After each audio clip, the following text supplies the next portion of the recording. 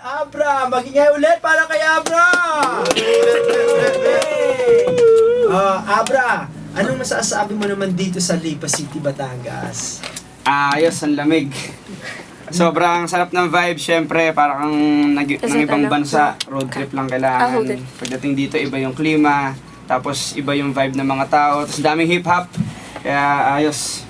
Hindi nila alam na malimit, lagi ka rin narito sa Lipa, noon pa, kung sinusubaybayan nila yung mga movements natin, madami ka rin mga artist na nakahalo dito sa Lipa, gaya ni Fuwoy, Fuwi, DJ from Fuwi. Pilipinas. Yeah. You already know. Man, it's been a long time mula sa rap battle scene, mainstream.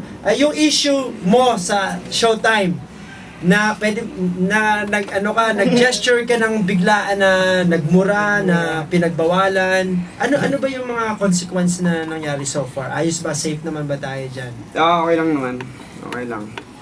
Hindi ka naman banned sa TV, sa ABS o sa Showtime, o kinausap ka ba nila, dinala ka pa sa isang kwarto at sinabihan na mumultahan ka namin o pinagbawalan ka?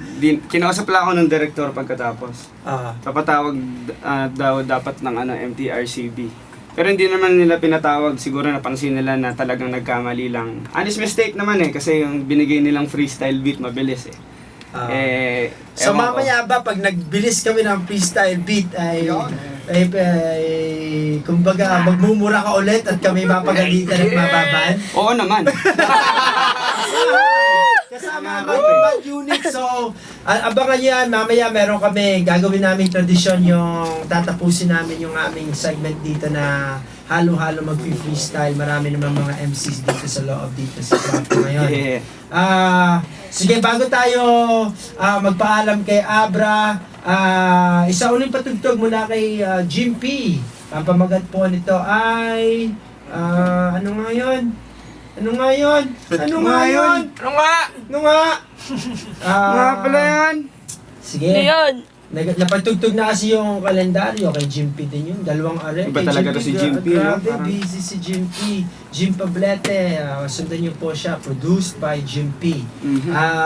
Let's just break down what happened. Yung mga, for those who just tuned in and wondering what the heck happened here at Magic 88.7. All of a sudden, there's a bunch of loud, rambunctious young fellas. Hells yeah! All these things. It's party time, you know why? Because this is our first episode and we wildin' out and everybody about to make some noise!